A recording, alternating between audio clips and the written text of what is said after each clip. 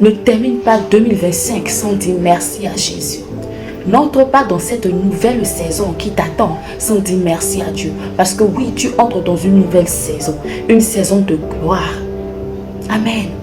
Une nouvelle ère. Alors n'entre pas dans cette nouvelle ère, dans cette magnifique saison que Dieu te prépare sans lui dire merci d'avance. Dis merci à Dieu. Je ne veux pas continuer sans te dire merci.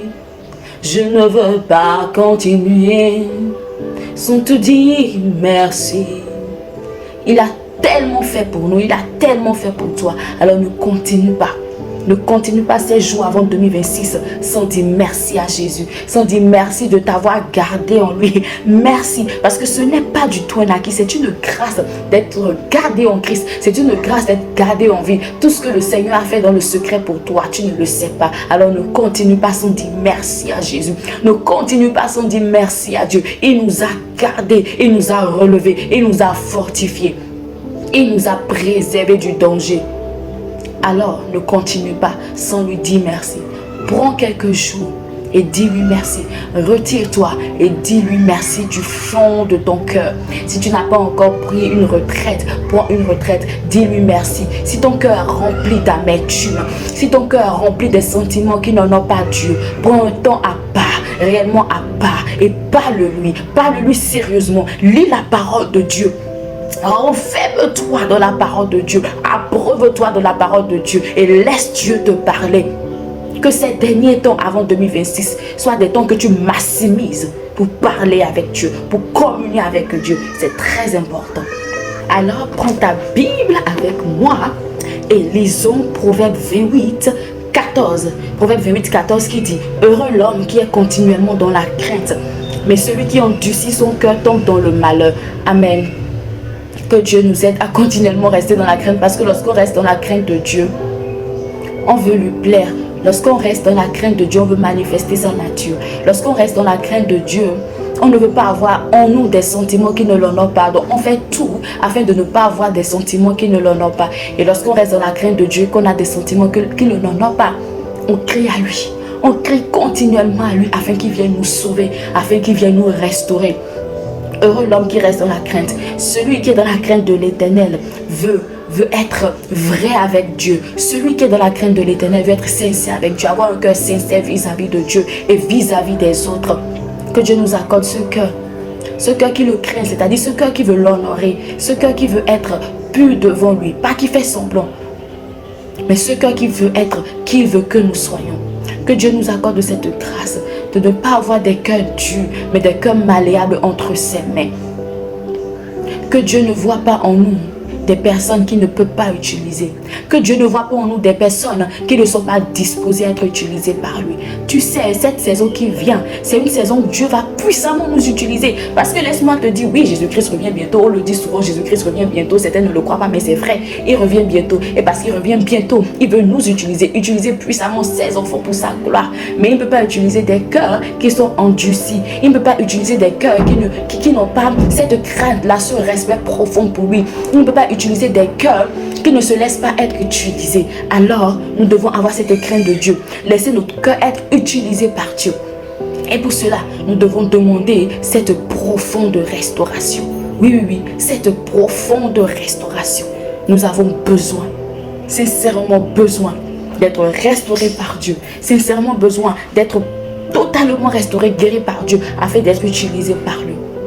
Un cœur qui craint Dieu est un cœur qui se soumet à Dieu. Et ce cœur qui se soumet à Dieu est un cœur qui va loin. Alors, crains Dieu, soumets-toi à lui, sois vrai devant lui, laisse-le travailler en toi. C'est important. Soyons vrais avec Dieu et soyons disposés entre les mains de Dieu. Laissons-nous être utilisés par Dieu. Amen.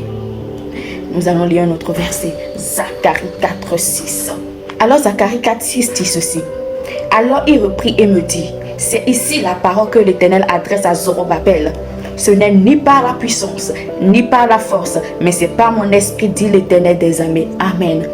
Et ce ne sera ni par ta force, ni par ta puissance que tu pourras agir, faire de grandes œuvres pour le Seigneur. Ce ne sera pas Ce n'est pas à nous de façonner notre destinée. Notre destinée est déjà écrite par celui qui nous a écrit. Et par son esprit, si nous nous laissons être conduits par son esprit, il nous guidera sur le chemin que nous devons prendre afin d'accomplir notre destinée. Oui, nous créons Dieu. Nous voulons être totalement restaurés afin qu'il nous utilise. Mais parfois on se dit, lorsqu'on subit des situations difficiles, lorsqu'on ne prend pas des circonstances difficiles qui affectent notre cœur, notre foi, on se dit, je vais me relever seul. Je suis fort, je suis forte, je vais guérir seul. Mais non, tu vas guérir par l'Esprit de Dieu qui va te conduire étape par étape sur les escaliers, te montrer là où ça ne va pas, enlever les épines. C'est Dieu qui le fait, c'est Dieu qui guérit par son esprit. Ni par force, ni par puissance. Ne t'agite pas. Laisse Dieu travailler dans ta vie par son esprit. C'est très important. Lorsque nous faisons, mais nous voulons nous faire croire que nous sommes tellement forts pour prendre soin de notre vie seule, que nous sommes tellement forts pour réaliser les projets de Dieu dans nos vies seules, eh bien nous tombons, nous sommes massacrés. Ni par ta force, ni par ta puissance, mais par l'Esprit de Dieu en toi, mais par l'Esprit du Créateur qui te connaît. Dieu connaît notre passé, notre présent, notre futur. C'est lui qui a tracé le chemin. Et ce n'est que lui, par son esprit, qui peut nous guider. Ce n'est que lui, par son esprit, qui peut nous guérir complètement, qui peut nous restaurer. Alors, laissons Dieu agir par son esprit dans notre vie. Tu conduis peut-être un projet, tu es dans un projet, oui, tu es dans une situation et tu penses que tu peux y arriver par ta force. Laisse-moi te dire que non. Ni par force, ni par puissance. Soumets-toi à l'Esprit de Dieu. Laisse-le te conduire. Laisse-le t'inspirer. Parce que lorsque lui, il prend la relève, lorsque lui, il prend le bâton, lorsque lui, il prend le guidon, il conduit très bien. Amen. Alors nous avons un dernier verset ou un dernier passage, Hébreux 13, 5 à 6 qui dit, ne vous livrez... Alors nous avons un dernier passage, Hébreux 13, 5 à 6 qui dit, ne vous livrez pas à l'amour de l'argent, contentez-vous de ce que vous avez. Car Dieu lui-même a dit, je ne te délaisserai point et je ne t'abandonnerai point. C'est donc avec assurance que nous pouvons dire, le Seigneur est mon aide, je ne craindrai rien. Que peut me faire un homme? Exactement, parce que nous avons confiance en Dieu, parce que nous savons qu'il nous a dit qu'il ne nous abandonnera point. Nous nous confions à lui.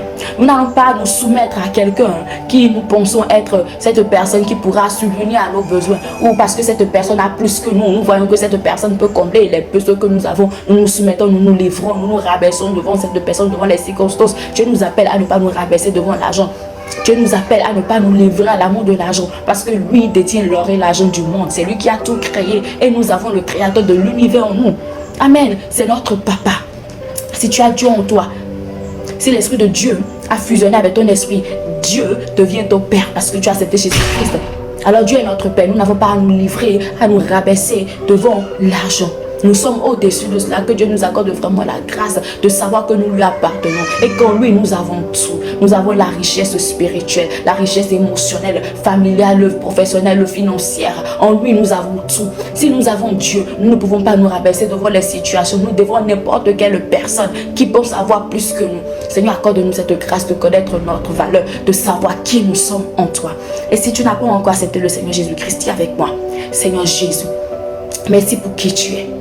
Merci de ce qu'en toi, j'ai une valeur inestimable. Oui, tu es allé à la croix pour moi. Tu as versé ton sang. Je vaux le sang de Dieu qui s'est fait homme. Alors je te donne ma vie et je reçois la tienne. Sois mon tout. Amen. Nous prions pour la Libye, Libéria, les Tchèques, Lituanie. Nous prions pour ces pays afin qu'ils soient bénis, qu'ils s'attachent à Dieu, qu'ils sachent que ni par force, ni par puissance, mais par l'Esprit de Dieu qui les conduit. Nous prions afin qu'ils aient cette crainte du Seigneur qui les amène à manifester sa nature, à être qui Dieu veut qu'ils soient au nom de Jésus-Christ. Amen. Bye bye.